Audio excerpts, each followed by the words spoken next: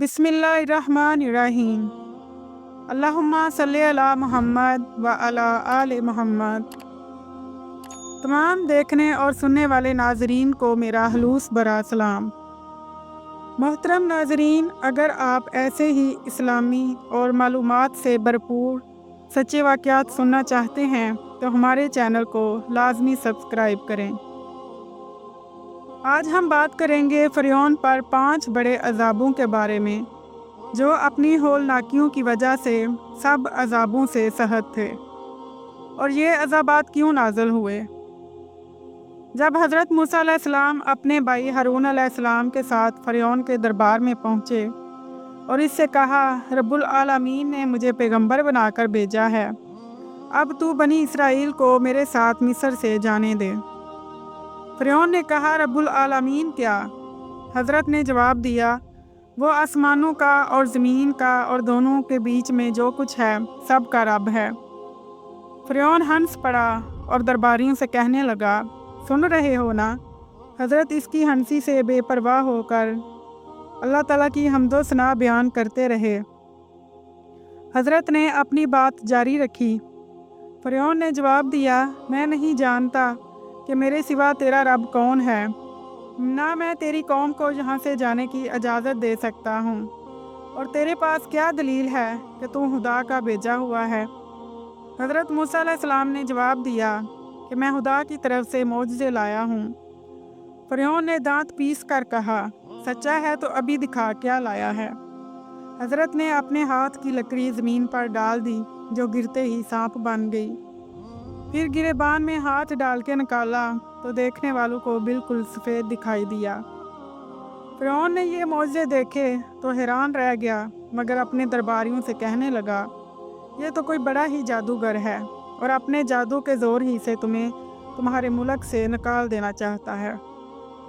हज़रत से कहने लगा, तेरे जादू का तो हम जादू ही से मुकाबला करेंगे, बता तू कब मैदान में आता है। हम खूब समझते हैं तू यहाँ इसलिए आया है कि हमारे बड़ों के रास्ते से हमें हटा दे और तुम दोनों भाई मिल के इस ज़मीन पर ऊंचे बन जाओ। याद रख, हम कभी तेरे कायल नहीं होंगे। हज़रत ने जवाब दिया, ये तुम हक़ के बारे में कह रहे हो जबकि वो तुम्हारे पास आ चुका है। क्या ये जादू है? जादूगर भी कहीं कामयाब हुए हैं, लेकिन अगर तुम जादू ही से मुकाबला करना चाहते हो तो अच्छी बात है।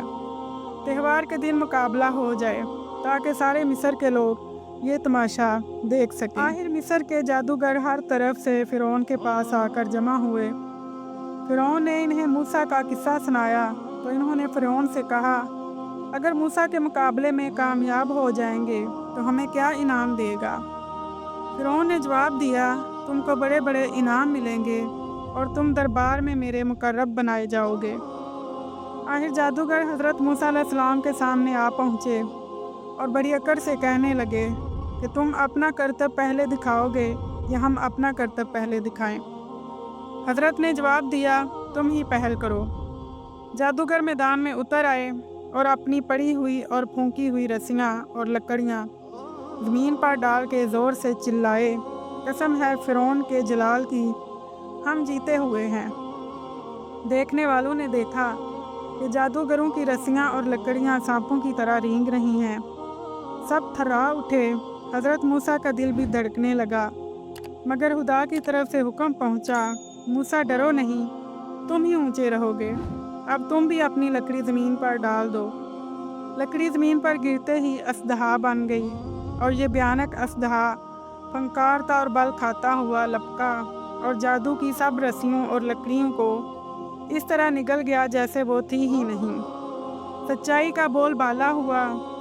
जादूगर सजदे में गिर पड़े, हमें तो अपने मालिक की तरफ जाना है, जो कुछ तुझे करना है कर गुज़र।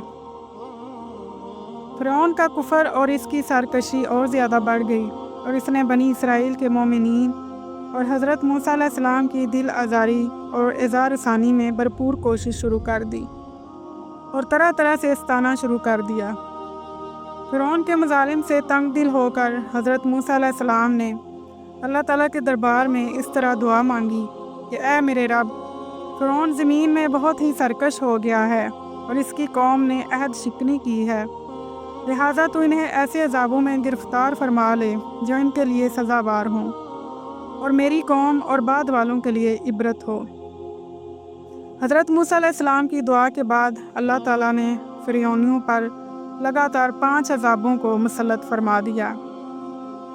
سب سے پہلا ان پر عذاب طوفان کا آیا، جو بہت سخت طوفان آیا، اور اس کے ساتھ ہی ایک بادل آیا اور ہر طرف اندھیرا چھا گیا۔ پھر انتہائی زوردار بارش ہونے لگی، یہاں تک کہ طوفان آ گیا اور فرعونیوں کے گھروں میں پانی بھر گیا، اور وہ اس میں کھڑے رہ گئے، اور پانی ان کی گردنوں تک آ گیا۔ ان میں سے جو بیٹھا وہ ڈوب کر ہلاک ہو گیا، نہ ہل سکتے تھے نہ کوئی کام کر سکتے تھے۔ ان کی کھیتیاں اور باغات طوفان کے داروں سے برباد ہو گئے۔ 7 روز تک وہ لوگ اسی مصیبت میں مبتلا رہے، اور باوجود یہ کہ بنی اسرائیل کے مکانات فرعونیوں کے گھروں سے ملے ہوئے تھے، مگر بنی اسرائیل کے گھروں میں سیلاب کا پانی نہیں آیا، اور وہ نہایت ہی امن و چین کے ساتھ اپنے گھروں میں رہ رہے تھے۔ جب فرعونیوں کو اس مصیبت کے برداشت کرنے کی طاقت نہ رہی اور وہ بالکل ہی عاجز ہو گئے، تو ان لوگوں نے حضرت موسیٰ علیہ السلام سے عرض کیا کہ آپ ہمارے لیے دعا فرمائیے کہ یہ مصیبت ٹل جائے، تو ہم ایمان لائیں گے اور بنی اسرائیل کو آپ کے پاس بھیج دیں گے۔ چنانچہ آپ نے دعا مانگی تو طوفان کی بلا ٹل گئی، اور زمین میں ایسی سرسبزی اور شادابی نمودار ہوئی کہ اس سے پہلے کبھی بھی دیکھنے میں نہ آئی تھی۔ کھیتیاں بہت شاندار ہوئیں، اور گلوں اور پھلوں کی پیداوار بے شمار ہوئی۔ یہ دیکھ کر فرعونی کہنے لگے کہ یہ طوفان کا پانی تو ہمارے لیے بہت بڑی نعمت کا سامان تھا۔ پھر وہ اپنے عہد سے پھر گئے اور ایمان نہیں لائے، اور پھر سرکشی اور ظلم و زیادتی کا بازار گرم کر دیا۔ اس کے بعد ان پر ٹڈیوں کا عذاب آیا۔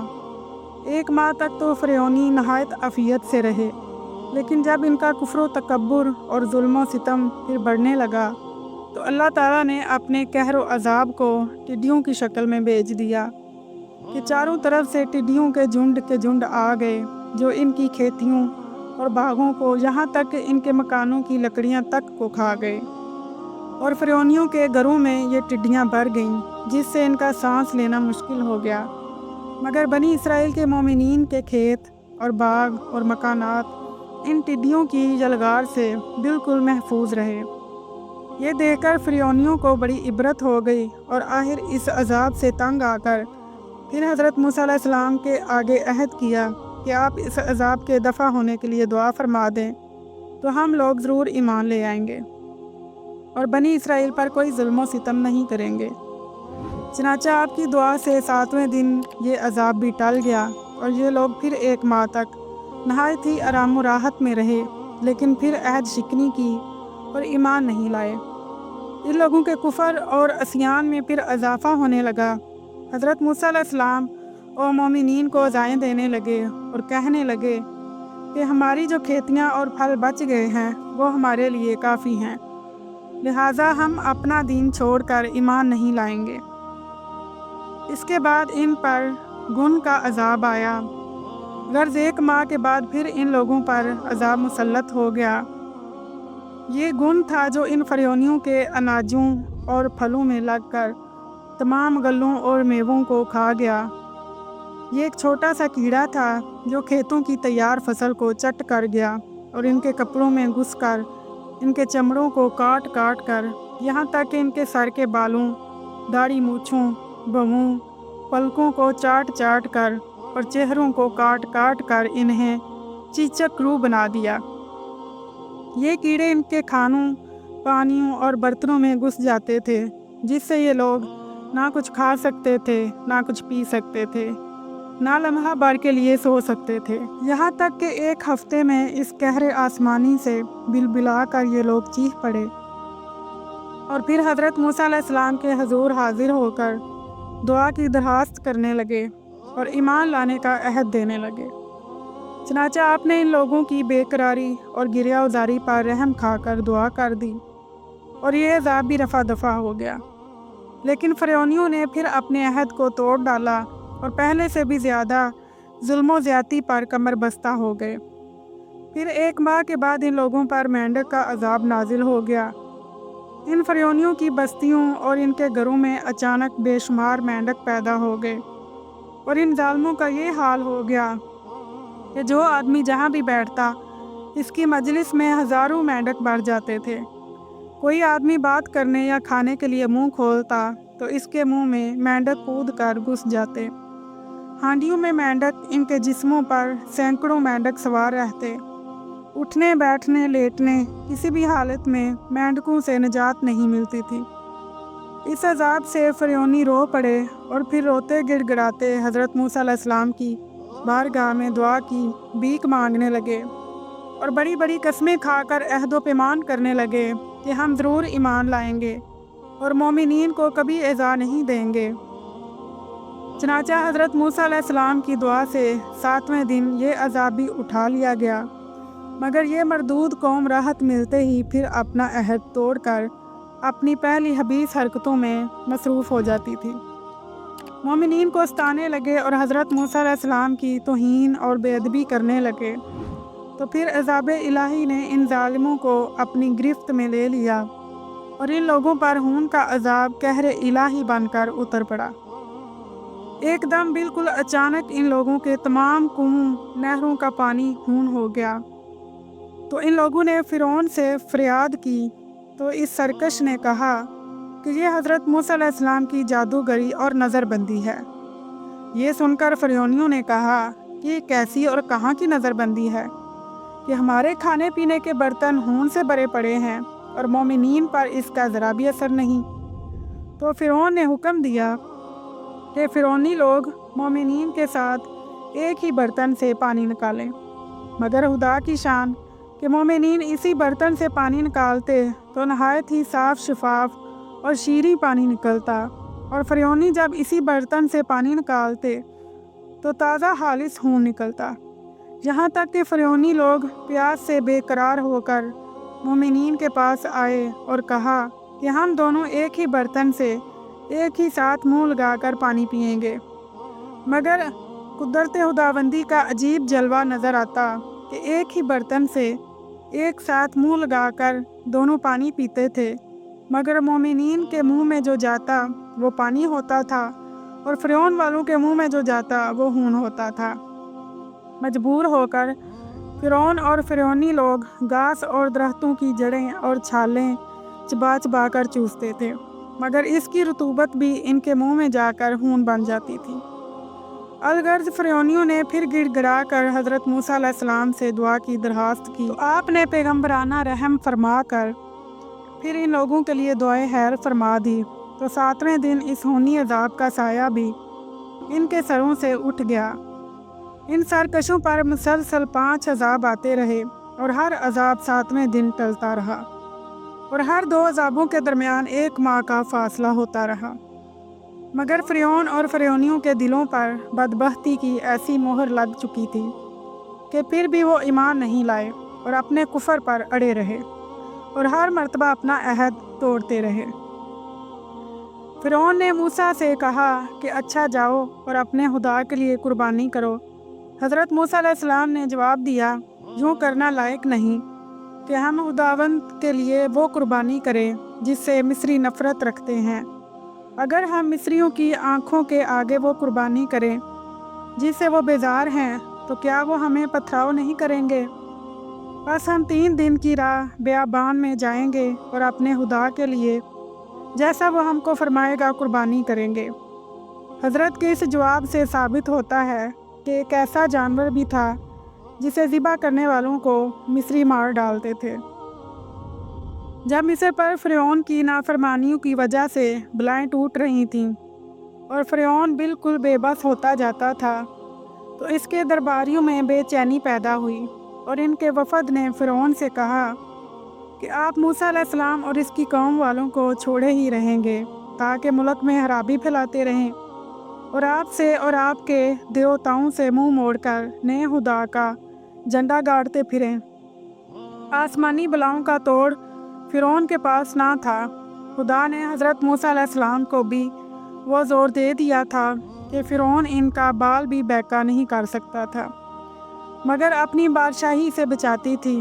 दरबारियों को दिलासा देने के लिए और क्या कर सकता था कि यहूदियों पर फिर वही जुल्म जारी कर दे जो इसके बाप ने ईजाद किया था। चनाचा दरबारियों की फरियाद सुनकर कहने लगा, घबराते और डरते क्यों हो? इसराइली अब भी हमारे चुंगल में फंसे हुए हैं। हम फिर इनके लड़के मार देंगे और लड़कियां जीने देंगे। इस तरह देखते देखते इनकी नस्ल ख़त्म हो जाएगी। चनाचा फ़िरौन के हुक्म से यहूदियों के लड़कों का फिर कत्लेआम शुरू हो गया। इस अंधेर पर इसराइलियों का चीखना कुदरती था। वो हज़रत मूसा अलैहिस्सलाम से भी खफा हो गए और कहने लगे, तो इससे पहले भी हम बुरी तरह सताए गए थे और तेरे आने के बाद भी सताए जा रहे हैं। हज़रत ने इन्हें ढारस बांधी, मेरी कौम वालों, अल्लाह से मदद मांगो और अपने दिल मजबूत रखो। मिस्र पर जब कोई नई बला टूटती तो फ़िरौन हज़रत मूसा अलैहिस्सलाम से कहता, अपने खुदा से दुआ करो कि ये बला दूर हो जाएगी, तो मैं इसराइलियों को तुम्हारे साथ जाने दूंगा। मगर जब हज़रत की दुआ से बला चली जाती तो मुकर जाता। आखिर ये बला टूटी कि मुल्क भर के पलोठी के बच्चे एक ही रात में मर गए। आदमियों ही के नहीं, मवेशियों के भी। लेकिन इसराइलियों का कोई बच्चा ना मरा। फ़िरौन रात को उठा और इसके सब नौकर और सारे मिस्री उठे और मिस्र में बड़ा नोहा था, क्योंकि कोई घर ना रहा जिसमें कोई मरा ना हो। इस अज़ाब के सामने आए फ़िरौन को गर्दन झुका देनी पड़ी। फ़िरौन ने रात ही को मूसा अलैहिस्सलाम और हारून अलैहिस्सलाम को बुलाया और कहा, उठो और मेरे लोगों में से निकल जाओ। तुम और बनी इसराइल जाओ और जैसा तुमने कहा है खुदावंद की इबादत करो और अपने गल्ले और गाय बैल भी ले लो, जैसा तुमने कहा है, और रवाना हो जाओ और मेरे लिए भी बरकत चाहो। बनी इसराइल ने कमर बांध ली, मगर जाने से पहले मिस्रियों से चांदी सोने के बर्तन और कीमती कपड़े भी ले लिए और इस तरह इन्होंने मिस्रियों को लूट लिया। गर्ज के बनी इसराइल इस हाल से निकल गए। मगर जब फ़िरौन ने यह सुना कि बनी इसराइल मिस्रियों की दौलत भी ले गए हैं, तो फ़िरौन ये सुन के बहुत खफा हुआ और हुक्म दे दिया कि फ़ौजें जमा की जाएं। फिर वो खुद सिपा सलार बनकर इसराइलियों का पीछा करने के लिए रवाना हुआ। इसराइली बोझल थे, लदे फंदे चले जा रहे थे, बहुत तेज़ जा नहीं सकते थे। फ़िरौन और इसकी फ़ौज रथों और घोड़ों पर सवार थी। इसराइली सीना की ज़मीन पर कदम रखने भी ना पाए थे कि फ़िरौन अपनी फ़ौज के साथ आ पहुंचा। इसराइली गुलामी में रहने की वजह से डरपोक बन चुके थे। दुश्मन को सामने आता देखकर कांपने लगे और मूसा अलैहिस्सलाम से कहा, दुश्मन तो आ गया। हज़रत मूसा अलैहिस्सलाम ने जवाब दिया, मेरा परवरदिगार मेरे साथ है, तुम ज़रा ना घबराओ। बड़ी नाजुक घड़ी थी। इसराइली नहाते थे और बाल बच्चों के साथ थे, लड़ भी नहीं सकते थे। लेकिन फ़िरौन अपनी बेपनाह कुव्वत के साथ आ पहुंचा था। मगर खुदा जिसके साथ हो उसे कौन छेड़ सकता है। ऐन वक्त पर हज़रत के पास खुदा का हुक्म पहुंचा, अपनी लकड़ी समंदर पर मार। लकड़ी पड़ते ही समंदर के दो टुकड़े हो गए, बीच में सूखा रास्ता बन गया और दोनों तरफ पानी इस तरह खड़ा हो गया जैसे आमने सामने दो ऊंचे पहाड़ खड़े हों। हज़रत मूसा अलैहिस्सलाम अपनी कौम को बीच के रास्ते से लिए चले गए और सीना की ज़मीन में पहुंच गए जो समंदर के पार थी। फ़िरौन भी इसी सूखे समंदर में अपनी फ़ौज के साथ दाखिल हो गया। वो समझा कि मैदान मार लिया है, अब इसराइली कहाँ भाग सकते हैं। दफतन क्या देखता है कि दोनों तरफ का खड़ा हुआ पानी गिरने लगा और इसकी फ़ौज डूबने लगी। जब खुद भी डूबने लगा तो कहा, मैं भी इस अकेले खुदा पर ईमान लाता हूँ जिस पर बनी इसराइल ईमान ला चुके हैं और अब फर्मा बरदारों में से हूँ। इस पर खुदाबंदी सदा बुलंद हुई, अब ईमान लाता है, हालांकि पहले कितनी नाफरमानियाँ कर चुका है और तू फसाद फैलाने वालों में से था। तो अब यूँ होगा कि हम तेरी लाश को मछलियों को खाने नहीं देंगे, बिगड़ने नहीं देंगे और समंदर से बाहर निकाल देंगे, ताकि तो अपनी लाश के साथ उन सब इंसानों के लिए निशानी और इबरत बना रहे जो तेरे पीछे दुनिया में आएंगे। اور یہ وعدہ خداوندی پورا بھی ہو گیا۔ فرعون اپنی ساری فوج اور کنبے کے ساتھ ڈوب چکا تھا، مگر موجیں فرعون کی لاش کو خشکی پر لے آئیں۔ مصری اسے پایا تخت میں لے گئے اور دستور کے مطابق اس میں مسالے لگائے گئے اور اسے شاہی قبرستان میں دفن کر دیا گیا۔ مدتوں دفن رہنے کے بعد اب یہ لاش نکل آئی ہے، کہیں سے ٹوٹی پھوٹی نہیں ہے، اور خدا کے فرمان کے مطابق ساری دنیا کو سبق دے رہی ہے کہ پروردگار سے اکڑنے والوں کا حشر یہ ہوتا ہے۔ یہ بھی ایک حکایت منقول ہے کہ جب فرعون تخت سلطنت پر بیٹھ کر خدائی کا دعویٰ کرتا تھا تو حضرت جبریل علیہ السلام آدمی کی شکل میں اس کے پاس یہ فتویٰ طلب کرنے کے لیے تشریف لے گئے کہ کیا فرماتے ہیں بادشاہ اس غلام کے بارے میں جو اپنے مولا کے دیے ہوئے مال اور اس کی نعمتوں میں پلا بڑھا، پھر اس نے اپنے مولا کی ناشکری کی اور اس کے حقوق کا انکار کرتے ہوئے خود اپنی سیادت کا اعلان کر دیا بلکہ خدائی کا ہی دعویٰ کرنے لگا۔ تو فرعون نے اس کا جواب یہ لکھا کہ ایسا غلام جو اپنے مولا کی ناشکری کر کے اپنے مولا کا باغی ہو گیا، اس کی سزا یہی ہے کہ وہ دریا میں غرق کر دیا جائے۔ چنانچہ جب ڈوبتے وقت فرعون پر موت کا خوف سوار ہو گیا تو حضرت جبریل علیہ السلام نے فرعون کا وہ دستخطی فتویٰ اس کو دکھایا اور اس کے بعد فرعون مر گیا۔